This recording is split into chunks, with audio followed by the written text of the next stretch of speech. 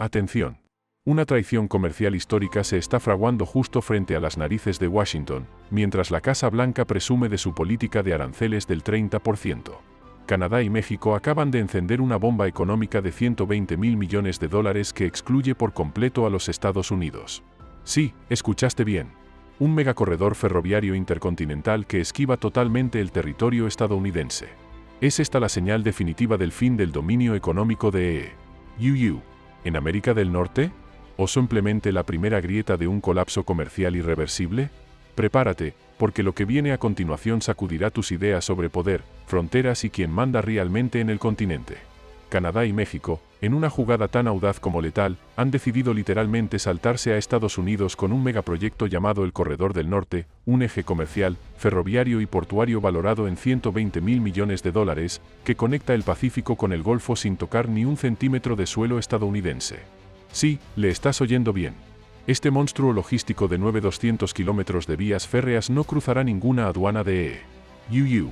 Y aún así transportará bobinas de acero, baterías de vehículos eléctricos y soja por un valor que supera toda la nómina automotriz de Detroit en 2024. La primera locomotora ya tiene horario mañana a las 6:40 de la mañana. Sale desde Prince Rupert, Canadá, con destino a Mazatlán, México, dejando a Washington fuera de juego. ¿Qué significa esto? Significa que los aranceles del 30% de Trump programados para entrar en vigor el 1 de agosto podrían quedarse sin blanco antes incluso de activarse. Según analistas de aduanas, los ingresos de 4.000 millones de dólares anuales por tarifas se están evaporando mientras hablamos. Es decir, menos acero en las líneas de montaje, precios más altos en Home Depot y un agujero fiscal federal del tamaño del PIB de Nebraska. ¿Sigue creyendo alguien que Washington controla algo? Porque lo cierto es que mientras la administración Trump lanza amenazas, Canadá y México ya tienen los trenes en marcha. Los gobiernos de Mark Carney y Claudia Sheinbaum no respondieron con discursos, sino con concreto acero y puertos ultramodernos. Y todo esto sin necesidad de pasar por Buffalo ni por los peajes de Laredo. Se acabaron las tasas de procesamiento, los aranceles aduaneros y las tasas portuarias que alimentaban el presupuesto federal. Y esto no es una teoría, según datos oficiales. Estados Unidos recaudó 92.3 mil millones de dólares en aranceles y tasas en 2023. Si tan solo el 10% del comercio entre EU y sus vecinos se desvía por este nuevo corredor, se esfuman más de 160.000 millones en mercancías y con ellos miles de millones en ingresos fiscales. Pero la cosa va más allá del dinero. Es una cuestión de poder. El corredor funciona como una especie de canal de Panamá sobre rieles. Y lo peor para Washington, no puede aplicar tarifas a un tren que jamás cruza su frontera. Los brokers aduaneros ya lo llaman fuga regulatoria, porque cuando existe una ruta sin fricción, la carga la seguirá inevitablemente. De hecho, según una encuesta de la Asociación de Partes Automotrices, el 41% de los proveedores ya consideran mover parte de su producción a México o Canadá si la incertidumbre arancelaria sigue hasta el cuarto trimestre. Y eso significa presión en las fábricas, despidos y votantes furiosos en los estados del Medio Oeste. Detroit ya está sintiendo el impacto. General Motors paralizó su línea de furgonetas eléctricas Brickdrop en Ontario el 14 de abril, enviando a casa a 1.200 trabajadores. El motivo, reconvertir la planta para adaptarse a las nuevas cadenas de suministro que ya no pasan por EU. Y por cada empleo perdido en una línea de montaje, desaparecen 7 más en soldadores, camioneros y hasta cocineros de food trucks. Más de 500.000 de empleos están en juego si esta tendencia continúa. Mientras tanto, los puertos canadienses y mexicanos están siendo renovados a toda velocidad. Prince Rupert, respaldado con 2.3 mil millones de dólares del Fondo Nacional de Corredores Comerciales, ahora maneja 23 millones de toneladas anuales y sigue subiendo. Y en Manzanillo, México, se está construyendo un superpuerto capaz de mover 10 millones de contenedores al año, el doble que en 2024. Los ingenieros aseguran que todo estará operativo antes de que los aranceles de Trump entren en vigor. Y aquí viene el golpe de gracia. El nuevo sistema aduanero entre Canadá y México funciona con blockchain. Eso significa que ningún dato pasa por servidores estadounidenses. Cada certificado de origen es validado fuera del alcance de la Oficina de Aduanas y Protección Fronteriza CBP. ¿El resultado? Se eliminan tasas de procesamiento de mercancías por valor de 1.26 mil millones de dólares y los tiempos de despacho bajan de 5 días a menos de 24 horas. Los trenes avanzan. Washington solo puede mirar. Y mientras los trenes del Corredor del Norte se deslizan sin detenerse, la Casa Blanca se enfrenta a una disyuntiva crítica: insistir en su muro tarifario del 30% que podría vaciar las fábricas del Medio Oeste, o negociar una tregua que podría salvar empleos pero confirmar una pérdida de poder sin precedentes. Esta no es una batalla ideológica, es un terremoto económico. Porque si los productos pueden cruzar el continente sin pagar peajes estadounidenses, entonces, ¿para qué sirve Washington? Las alarmas ya suenan en Capitol Hill. Los sindicatos, desde la BAU hasta los estibadores de Long Beach, ya han declarado que esta guerra arancelaria es una guerra económica contra la clase trabajadora. ¿Quién puede culparlos? El tráfico portuario en Los Ángeles ha caído un 30% en un solo mes, y lo que aterriza en Mazatlán difícilmente regresará a California. Los datos del USTR confirman que en 2024, el comercio con México y Canadá representó más de un tercio de todas las importaciones de EU. Y si esa cifra se revierte por un simple redireccionamiento ferroviario, la recaudación federal perderá una de sus mayores fuentes de ingresos después del IRS. En otras palabras, menos impuestos, más déficit, menos empleos, más ira. Y la ira, como bien sabe cualquier político veterano, es combustible en temporada electoral. En el terreno técnico, el sistema de ventanilla única blockchain entre Canadá y México borra la necesidad de cualquier verificación por parte de EU. Cada entrada de mercancía se convierte en un transfer comercial extranjero a extranjero, con lo cual desaparece de los radares fiscales de Washington. Durante 2024, hubo 38.44 millones de entradas registradas por CBP, generando más de 1.26 mil millones de dólares solo en tasas de tramitación. Ese dinero también se esfuma. Y todo esto ocurre antes del 1 de agosto, fecha en que las tarifas de Trump deberían comenzar. ¿Te das cuenta del absurdo? La estrategia tarifaria está siendo neutralizada antes de que tenga efecto, como si se tratara de un misil desactivado en pleno aire. Pero hay algo aún más inquietante. Este corredor no es solo una vía de escape comercial, es una declaración geopolítica. Canadá y México, los dos socios más cercanos de EU, están enviando un mensaje claro: ya no necesitan al gigante del norte para prosperar. Han demostrado que pueden redibujar el mapa comercial de América del Norte sin pedir permiso. Han construido infraestructuras, puertos, acuerdos tecnológicos y sistemas de aduanas sin pasar por Washington. Y al hacerlo, han comenzado a escribir nuevas reglas del juego. ¿Qué le queda a EU? ¿Más sanciones? ¿Amenazas?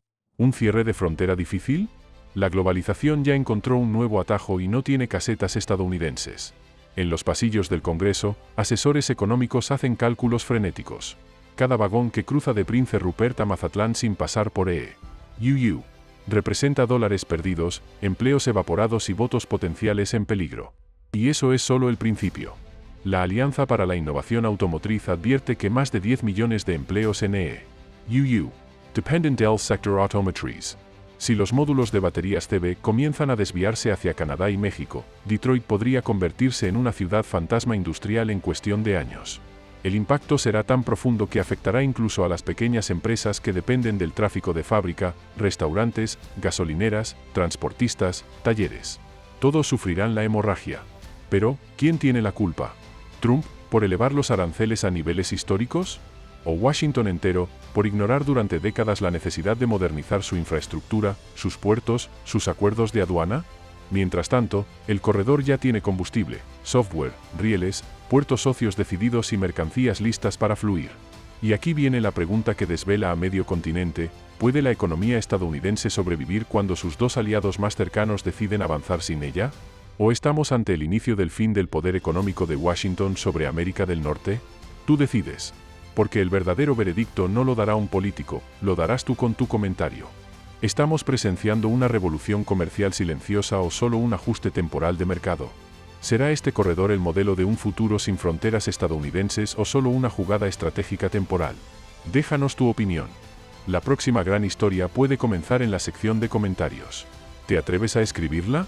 Y mientras muchos estadounidenses aún ni siquiera han escuchado hablar del Corredor del Norte, los efectos ya están llegando como una ola invisible, pero devastadora. No es solo cuestión de exportaciones o importaciones, es una cuestión de poder, poder económico, poder fiscal, poder político. Porque al permitir que se construya una mega infraestructura continental que evita por completo el control aduanero de EU, el gobierno de Washington está siendo desplazado de su rol como puerta del comercio norteamericano. La pregunta es, ¿lo permitieron por negligencia, por arrogancia o por simple desconexión con la nueva realidad, México y Canadá están aprovechando al máximo el vacío estratégico que Washington dejó al insistir en tarifas duras sin reforzar sus propias cadenas logísticas internas. Desde el punto de vista político, este movimiento es una bofetada en la cara de la doctrina America First, que ha dominado el discurso de Trump y sus aliados. ¿De qué sirve imponer aranceles si los socios comerciales encuentran rutas alternativas que te excluyen del mapa? Y lo que es peor, sin cruzar fronteras, sin violar tratados, sin romper reglas. Simplemente, cambiando de vía. ¿Y el pueblo americano que recibe a cambio? ¿Precios más altos en los estantes del supermercado? ¿Retrasos en las entregas de autos nuevos? ¿Despidos silenciosos en fábricas del cinturón industrial? Según la Federación Nacional de Minoristas, una caída de apenas 1 a 2% en el volumen portuario estadounidense se traduce en un aumento de 4 centavos por dólar en productos terminados importados. 4 centavos pueden parecer poco, hasta que llegan al bolsillo de millones. Y eso antes de que se aplique una sola tarifa. Es decir, incluso si Trump retrocede a última hora y suspende su arancel del 30%, el daño ya está hecho. El tren ya partió, literalmente. Los puertos canadienses están trabajando 24/7. Las terminales mexicanas están ampliando sus muelles. El software blockchain ya está eliminando millones en tasas de procesamiento. Y lo más importante, las fábricas en México y Canadá ya están firmando contratos que no incluyen una sola parada en EU. ¿Es reversible este proceso? Tal vez, pero no sin un cambio drástico de política comercial, diplomática e industrial por parte de Washington. Y eso requiere algo que ha escaseado en los últimos años, visión a largo plazo. Porque lo que está en juego aquí no es una elección, ni siquiera un tratado comercial. Es el rol de Estados Unidos en el orden económico norteamericano del siglo XXI.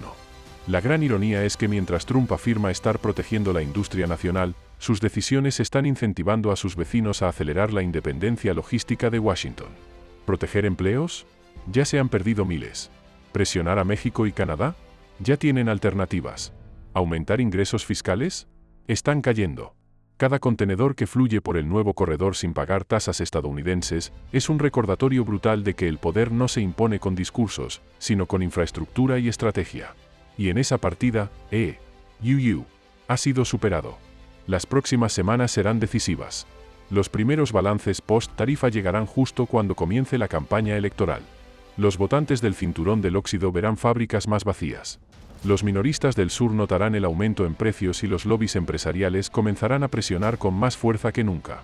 La administración actual se encuentra ante una encrucijada histórica. Por un lado, puede optar por mantener su política de proteccionismo arancelario, continuando así con el debilitamiento progresivo de ingresos fiscales y la pérdida acelerada de empleos en sectores estratégicos, o por otro lado, puede reconocer que las reglas del juego económico continental han cambiado fundamentalmente y sentarse a la mesa de negociaciones con sus vecinos norteamericanos desde una posición negociadora, considerablemente más débil que en décadas anteriores. Esta decisión no es meramente técnica o diplomática, sino existencial para el futuro económico estadounidense. El mensaje transmitido por México y Canadá resulta inequívoco en su claridad estratégica. Quien construye y controla las vías de infraestructura física define el rumbo del poder económico regional. La pregunta que resuena en los pasillos del poder en Washington es profundamente incómoda. ¿Está el establishment político estadounidense preparado para reconocer que ha perdido el timón del barco económico norteamericano?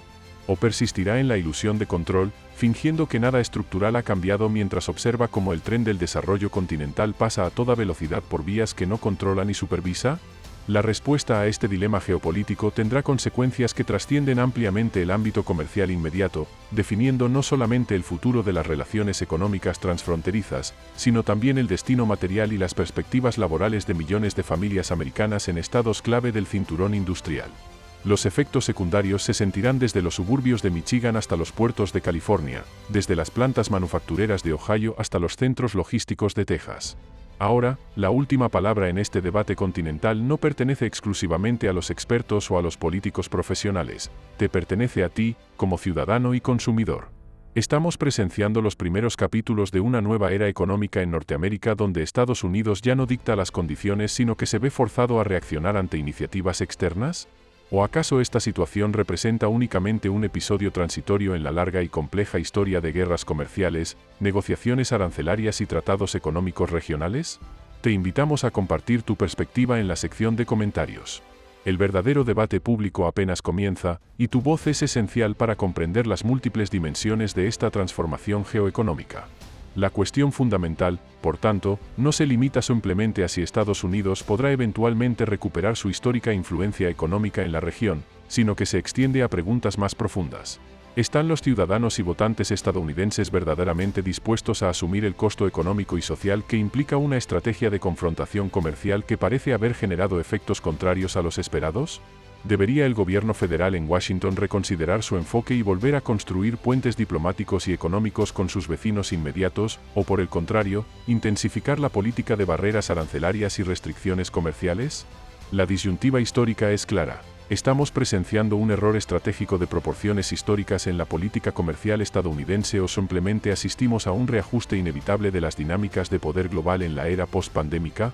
Y quizás lo más incómodo para el establishment político tradicional, han comenzado México y Canadá a implementar silenciosamente su propia versión de la doctrina America First, pero con una interpretación continental del término América que excluye estratégicamente a Estados Unidos.